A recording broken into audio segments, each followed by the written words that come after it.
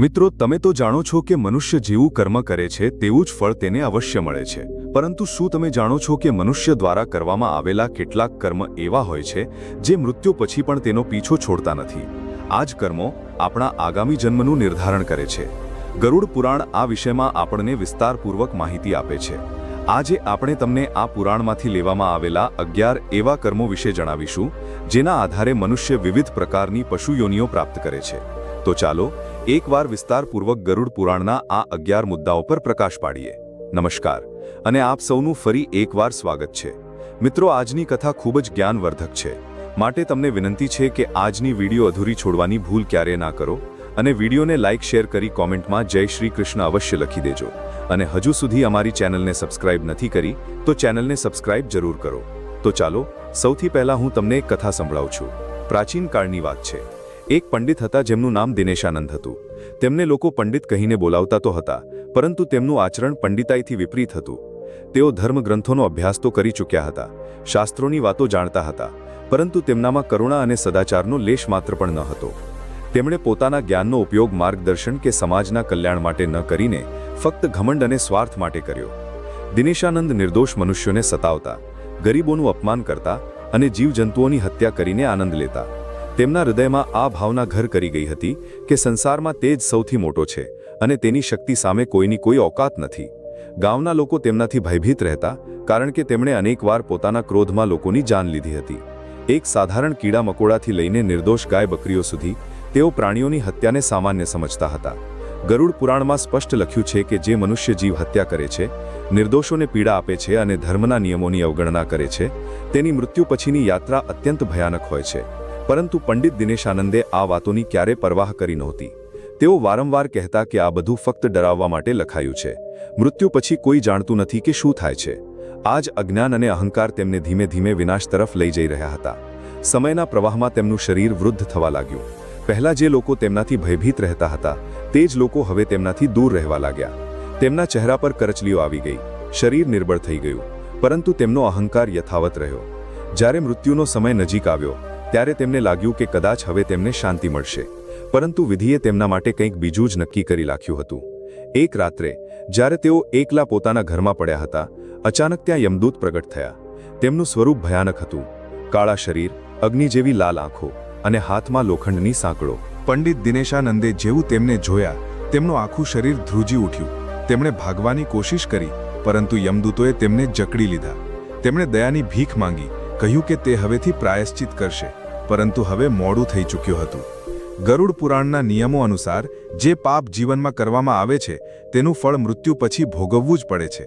યમદૂતો તેમને ઘસડીને લઈ જવા લાગ્યા. રસ્તામાં તેમના શરીર પર લોખંડની ગદાથી પ્રહાર થતો રહ્યો. તેઓ દર્દથી કણસતા રહ્યા, પણ તેમની કોઈ પુકાર સાંભળવામાં ન આવી. તેમણે પહેલીવાર અનુભવ કર્યો કે તેમના કર્મો જ તેમના સૌથી મોટા શત્રુ બની ગયા છે. ધીમે ધીમે તેઓ તે અંધકારમય માર્ગ પર લઈ જવામાં આવ્યા જ્યાંથી કોઈ પાછું આવતું નથી. તેમની સામે નરકના ભયાનક દ્વાર ખુલી ચૂક્યા હતા અને આ જ તેમના પાપોનું અસલી પ્રારંભિક ફળ હતું. પંડિત દિનેશાનંદને યમદૂત બાંધીને તે માર્ગ પર ખેંચીને લઈ જઈ રહ્યા હતા જે મૃત્યુ પછી આત્માને તેના કર્મો અનુસાર ન્યાયાલય સુધી પહોંચાડે છે. તે માર્ગ અંધકારમય હતો. ચારે બાજુ ડરામણી ચીસો ગૂંજી રહી હતી. ક્યાંકથી હાહાકારનો અવાજ આવતો, ક્યાંક પશુઓના રુદનનો, તો ક્યાંક મનુષ્યોની વ્યથાનો. દિનેશાનંદનું મન ભયથી ધ્રુજી ઉઠ્યું. તેમણે વિચાર્યું હતું કે મૃત્યુ પછી બધું શાંતિમાં બદલાઈ જશે, પરંતુ અહીં તો દરેક પગલે યાતના અને ભય તેમનો પીછો કરી રહ્યા હતા.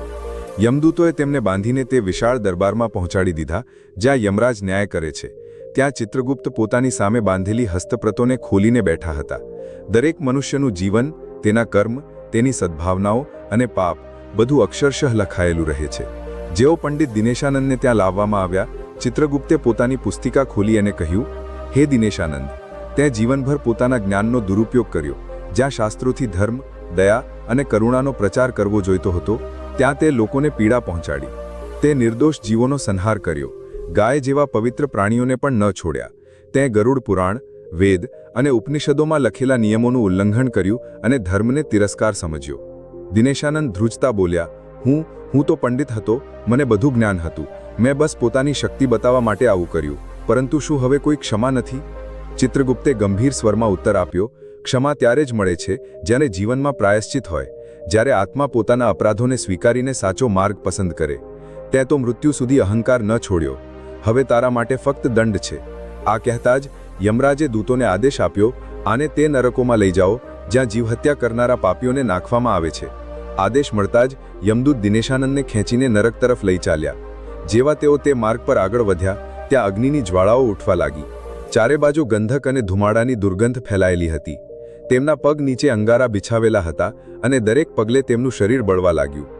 ગરુડ પુરાણમાં કહેવામાં આવ્યું છે કે જે મનુષ્ય વિના કારણે જીવોની હત્યા કરે છે તેને રૌરવ નરકમાં નાખી દેવામાં આવે છે. આ નરકમાં પાપીની ચારે બાજુ ભયંકર પ્રાણીઓ છોડી દેવામાં આવે છે જે તેના માંસને ચીરી ખાય છે. દિનેશાનંદને પણ ત્યાં લઈ જઈને ફેંકી દીધો. અચાનક તેમની ચારે બાજુ ક્રૂર કૂતરા અને જંગલી પ્રાણીઓ પ્રગટ થયા. તેઓ તેમના શરીર પર તૂટી પડ્યા અને ચીરી ચીરીને ખાવા લાગ્યા. તેઓ દર્દથી તરફડતા રહ્યા પરંતુ મરી શકતા નહોતા, કારણ કે અહીં મૃત્યુ નહીં, ફક્ત યાતના હતી. દિનેશાનંદે ચીસ પાડતા કહ્યું, હે ભગવાન, મને બચાવી લો, હું હવેથી આવું ક્યારેય નહીં કરું. પરંતુ તેમની ચારે બાજુ ફક્ત હાહાકાર ગુંજી રહી હતી. કોઈ તેમને બચાવવા ન આવ્યું. તેમની આત્માએ પહેલીવારે સમજવાનું શરૂ કર્યું કે જે પાપ જીવનમાં સરળ લાગતા હતા તે મૃત્યુ પછી અસહ્ય કષ્ટમાં બદલાઈ જાય છે. પરંતુ આ તો ફક્ત શરૂઆત હતી. યમદૂતોએ કહ્યું, તારા પાપ એટલા વધારે છે કે ફક્ત એક નરકથી દંડ પૂરો નહીં થાય, તને બીજા પણ ભયાનક સ્થાનો પર લઈ જવામાં આવશે, જેથી તારી આત્મા દરેક તે કર્મનું ફળ ભોગવી શકે જે તેં કર્યું છે. હવે દિનેશાનંદને આગળ તે અંધકાર તરફ લઈ જવામાં આવ્યા જ્યાં બીજા પણ ભયાનક દ્રશ્યો તેમની રાહ જોઈ રહ્યા હતા. પંડિત દિનેશાનંદનું શરીર હજુ પણ રૌરવ નરકની યાતનાઓથી કણસી રહ્યું હતું. તેમની આત્મા ભયથી ધ્રુજી રહી હતી. પરંતુ યમદૂતોની પકડ ઢીલી ન થઈ. તેઓ તેમને એક બીજા માર્ગ પર ખેંચીને લઈ ચાલ્યા. આ માર્ગ વધારે અંધકારમય હતો. ચારે બાજુ લાવાની નદીઓ વહી રહી હતી અને અગ્નિની જ્વાળાઓ આકાશને સ્પર્શી રહી હતી. અહીંની હવામાં ફક્ત કણસવાનો અને સળગતા અંગારાઓની ગંધ હતી. યમદૂતો તેમને ખેંચીને એક વિશાળ અગ્નિકુંડની સામે લઈ આવ્યા અને બોલ્યા, હે દિનેશાનંદ, તે પોતાના જીવનમાં બ્રાહ્મણત્વનું અપમાન કર્યું. શાસ્ત્રોનું જ્ઞાન પામીને પણ તેનો લોકોની ભલાઈમાં ઉપયોગ ન કર્યો. તે ધર્મને તિરસ્કાર સમજ્યો અને ફક્ત પોતાના અહંકારનું પોષણ કર્યું. આવા લોકોને મહારૌરવ નરકમાં નાખવામાં આવે છે. જેવા તેમને અગ્નિકુંડમાં ફેંકવામાં આવ્યા ત્યાંથી અગ્નિની જ્વાળાઓ તેમની ચારે બાજુ ફેલાઈ ગઈ. તેમના શરીરનું દરેક રૂવાળું તપવા લાગ્યું. તેમને લાગ્યું કે જાણે તેમની આત્મા સુધી બળી રહી છે. તેમની ચારે બાજુ વિશાળકાય ભયંકર જીવો પ્રગટ થયા, જેમના દાંત તલવાર જેવા હતા અને નખ લોખંડના પંજાની જેમ. તેઓ દિનેશાનંદને પકડીને ક્યારેક અગ્નિમાં નાખતા, ક્યારેક બહાર ખેંચીને તેમના શરીરને ફાડી નાખતા. તેઓ વારંવાર મરવાની ઈચ્છા કરતા, પરંતુ અહીં મૃત્યુ નહોતું, ફક્ત અનંત યાતના હતી. તેમની આંખોમાં આંસુ ભરાઈ આવ્યા. તેઓ ચીસો પાડતા, હું પંડિત હતો, મને શાસ્ત્રોનું જ્ઞાન હતું, મેં ફક્ત અહંકારમાં આવીને આ બધું કર્યું, કૃપા કરીને મને ક્ષમા કરો. પરંતુ આકાશમાંથી કોઈ ઉત્તર ન આવ્યો. ફક્ત યમદૂતોનું હાસ્ય ગુંજતું રહ્યું. થોડા સમય પછી તેમને અગ્નિકુંડમાંથી બહાર કાઢીને એક બીજા સ્થાન પર લઈ જવામાં આવ્યા. ત્યાં લોખંડના ગરમ થાંભલા ઊભા હતા.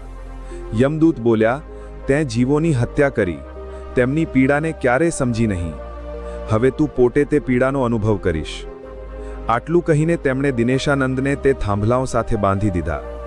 તેમના શરીર પર આગના ગોળા ફેંકવામાં આવ્યા. ચારે બાજુથી લોખંડના ચાબુક વરસાવવામાં આવ્યા. તેમના મોઢામાંથી ચીસો નીકળવા લાગી. પરંતુ કોઈ દયા કરનારું નહોતું. ગરુડ પુરાણ અનુસાર આવા પાપીઓને વારંવાર નરકોમાં ઘસડવામાં આવે છે, જેથી તેઓ પોતાના દરેક અપરાધનું ફળ ભોગવે. દિનેશાનંદે પોતાની આંખોથી અન્ય પાપીઓને પણ જોયા જે તે જ રીતે કણસી રહ્યા હતા. કોઈ પોતાના શરીરને બળતી નદીઓમાં ડૂબાડી રહ્યું હતું. કોઈ ઝેરી જીવોથી ઘેરાયેલું હતું. બધાના ચહેરા ભય અને પીડાથી વિકૃત હતા. દિનેશાનંદે પહેલીવાર ઊંડાણપૂર્વક વિચાર્યું, જો મેં જીવનમાં થોડી પણ દયા બતાવી હોત, જીવો પર કરુણા રાખી હોત, તો આજે આ દિવસ જોવો ન પડત. મેં વિચાર્યું હતું કે મૃત્યુ બધા પાપોને ધોઈ નાખશે, પરંતુ અહીં તો મૃત્યુ પછી પણ કર્મોનો પીછો છૂટતો નથી. પરંતુ તેમની આ સમજ હવે તેમના માટે કોઈ લાભદાયક નહોતી. યમદૂતોએ કહ્યું, હજુ તારી યાત્રા પૂરી થઈ નથી. નરકની યાતનાઓ તો તારા પાપોનો એક ભાગ હતી. હવે તને આગામી જન્મનો બોજ ઉઠાવવો પડશે. તે જન્મ જે તારા કર્મોને અનુરૂપ હશે અને જેને વિચારીને પણ મનુષ્ય ધ્રુજી ઉઠે. આ સાંભળતા જ દિનેશાનંદનું હૃદય વધારે ધ્રુજી ઉઠ્યું.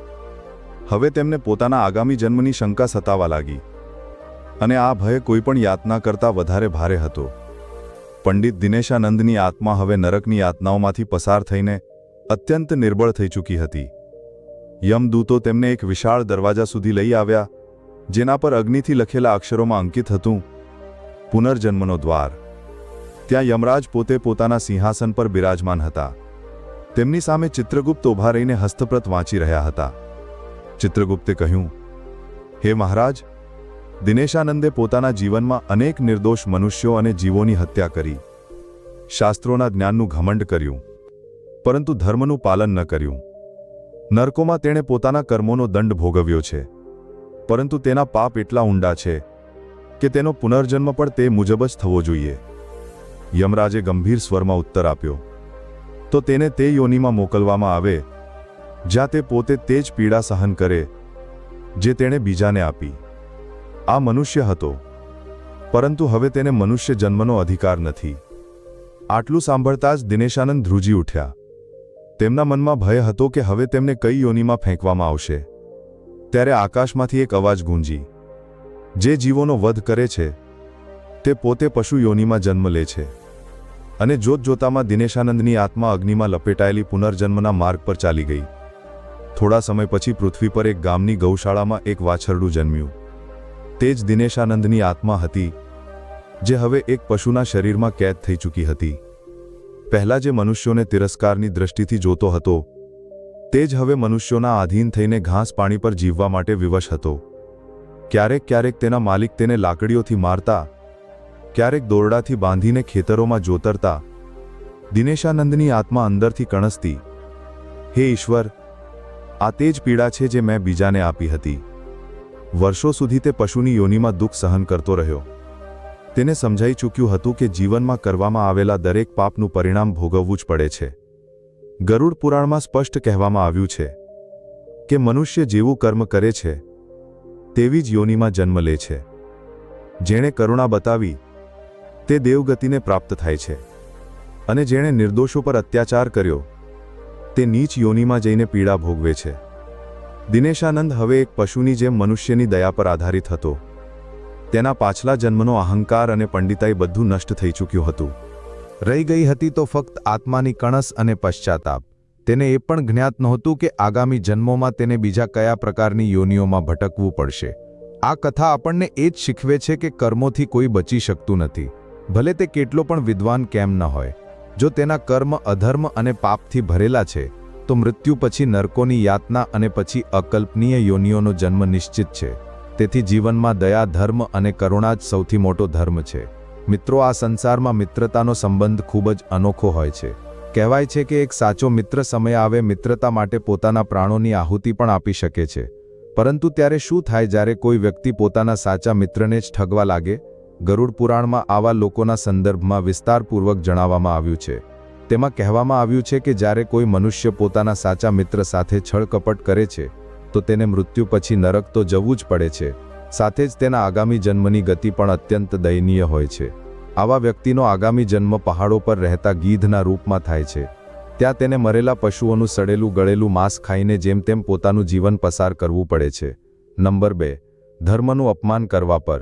મિત્રો, આ સંસારમાં અનેક એવા લોકો છે જે ફક્ત પોતાના ધર્મનો જ નહીં પરંતુ બીજા ધર્મનો પણ સમાન ભાવથી આદર કરે છે. પરંતુ આનાથી વિપરીત કેટલાક લોકો એવા પણ હોય છે જેમને બીજા ધર્મથી તો વેર હોય જ છે, પરંતુ તેઓ પોતાના ધર્મને પણ તિરસ્કારની દૃષ્ટિથી જુએ છે. આ લોકો પ્રાચીન શાસ્ત્રોમાં લખેલા ઉપદેશોને વ્યર્થ માનીને પોતાની અલ્પ બુદ્ધિનો પરિચય આપે છે. આવા લોકોના સંદર્ભમાં ગરુડ પુરાણ કહે છે કે મૃત્યુ પછી તેમને ભયંકર નરકની યાતનાઓ તો મળે જ છે, સાથે જ આગામી જન્મ શ્વાન અર્થાત કૂતરાની યોનિમાં થાય છે. ત્યારે તેઓ ગલી ગલીમાં ભસતા રહે છે, પરંતુ તેમની વાતને ન કોઈ સાંભળે છે અને ન કોઈ મહત્વ આપે છે. ખૂબ સમય પછી તેમને પોતાની ભૂલનો અહેસાસ થાય છે અને ત્યારે ક્યાંક જઈને તેઓ તે યોનિમાંથી મુક્ત થાય છે.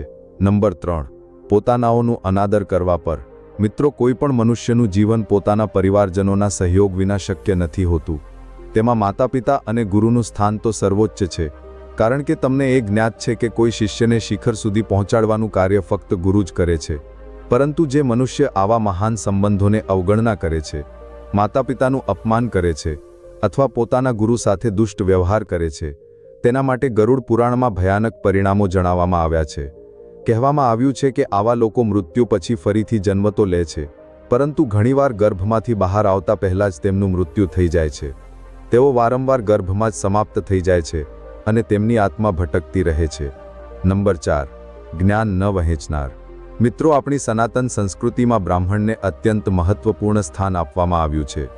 દરેક બ્રાહ્મણનું આ કર્તવ્ય છે કે ભલે તેનો શિષ્ય કે યજમાન કેટલો પણ સાધારણ કેમ ન હોય, ભલે તે દક્ષિણા આપવા માટે સક્ષમ ન પણ હોય, તો પણ તેને શાસ્ત્રોનું જ્ઞાન અવશ્ય પ્રદાન કરવું જોઈએ.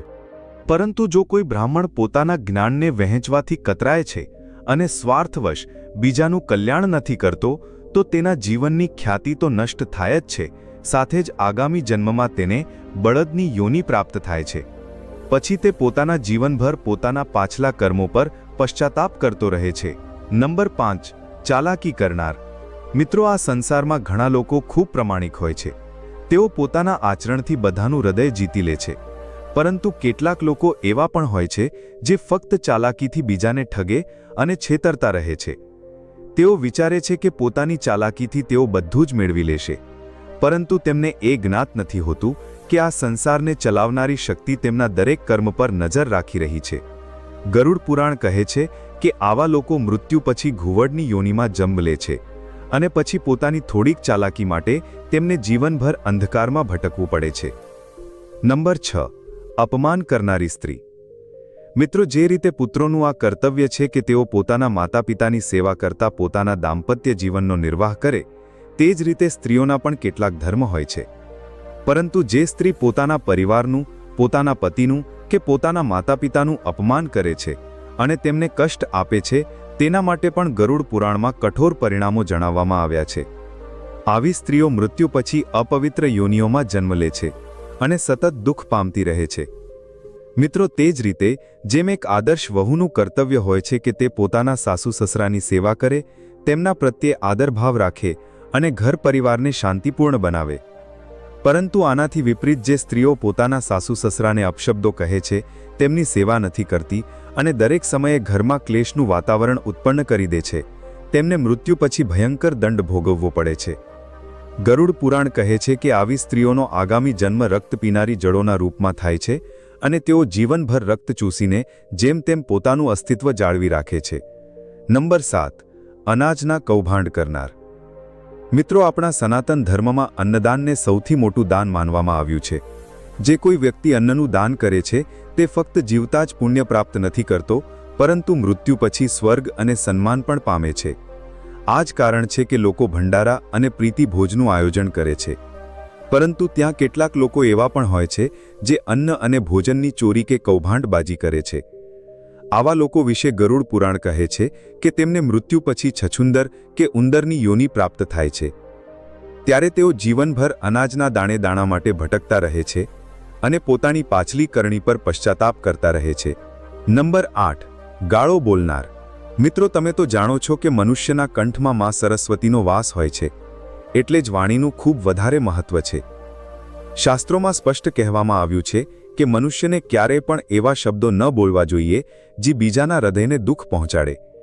પરંતુ કેટલાક લોકો વિચાર્યા વગર અપશબ્દો બોલે છે અને નાની નાની વાત પર ગાળાગાળી કરવા લાગે છે.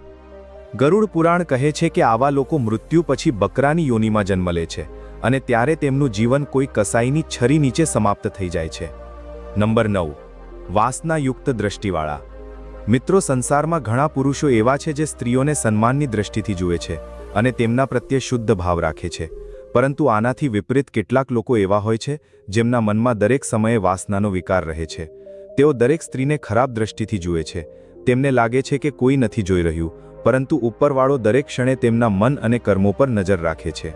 ગરુડ પુરાણમાં કહેવામાં આવ્યું છે કે આવા લોકોનો આગામી જન્મ ગધેડાની યોનિમાં થાય છે અને ત્યારે તેઓ પોતાના જીવનભર બીજાનો બોજ ઢોળતા રહે છે, પરંતુ પોતાની વાસનાઓને ક્યારેય પૂરી કરી શકતા નથી. નંબર 10. વ્યભિચારિણી સ્ત્રીઓ. મિત્રો, સ્ત્રીઓ પતિવ્રતા હોય છે. તેમના મનમાં પોતાના પતિ સિવાય ક્યારેય કોઈ અન્ય પુરુષનો વિચાર પણ નથી આવતો. પરંતુ કેટલીક સ્ત્રીઓ એવી પણ હોય છે જે પરપુરુષો સાથે સંબંધ બનાવવામાં રુચિ રાખે છે. તેમના આવા કર્મોને કારણે તેમને સમાજમાં અપમાનિત પણ થવું પડે છે. ગરુડ પુરાણમાં કહેવામાં આવ્યું છે કે આવી સ્ત્રીઓનો આગામી જન્મ ગરોળી કે ચામાચીડિયાની યોનિમાં થાય છે. તેઓ અંધકારમાં ભટકતી રહે છે અને જીવનભર પોતાની ભૂલોનું ફળ ભોગવે છે. નંબર 11. આત્મહત્યા કરનાર. મિત્રો, આપણા શાસ્ત્રોમાં કહેવામાં આવ્યું છે કે આ મનુષ્ય જીવન ખૂબ મુશ્કેલીથી પ્રાપ્ત થાય છે. આ ઈશ્વરની અમૂલ્ય ભેટ છે. પરંતુ કેટલાક અજ્ઞાની લોકો સાંસારિક સમસ્યાઓમાં ફસાઈને ગભરાઈ જાય છે અને આત્મહત્યા જેવું પાપ કરી બેસે છે. ગરુડ પુરાણ અનુસાર આવા લોકોને આગામી જન્મમાં સાપની યોનિ પ્રાપ્ત થાય છે. ત્યારે તેઓ ધરતી પર વારંવાર પીડા સહન કરે છે અને ધીમે ધીમે સમજે છે કે આત્મહત્યા કોઈ પણ સમસ્યાનું સમાધાન નહીં, પરંતુ વધારે દુઃખનું કારણ છે. તો મિત્રો, આ હતી તે 11 યોનિઓ જેમાં મનુષ્યને પોતાના પાપો અને અધર્વપૂર્ણ કર્મો અનુસાર જન્મ લેવો પડે છે. એટલે જ કહેવામાં આવ્યું છે કે જો મનુષ્ય જીવન મળ્યું છે તો તેનો સદુપયોગ કરવો જોઈએ. સારા કર્મોથી ફક્ત આ જન્મ જ સફળ નથી બનાવી શકાતો, પરંતુ મૃત્યુ પછી ઉત્તમ લોકની પ્રાપ્તિ પણ શક્ય છે. આ સાથે જ આજની અમારી આ જાણકારી અહીં સમાપ્ત થાય છે. આશા છે કે તમને આ અવશ્ય પસંદ આવી હશે. આવા બીજા પણ ધાર્મિક અને જ્ઞાનવર્ધક પ્રસંગો જાણવા માટે હમણાં જ સબસ્ક્રાઇબ કરો અમારી ચેનલ. સાથે જ આ વિડીયોને વધુમાં વધુ લોકો સાથે શેર કરો. આપ સૌ મિત્રોનો હૃદયપૂર્વક ખૂબ ખૂબ આભાર. જય શ્રી કૃષ્ણ. ધન્યવાદ.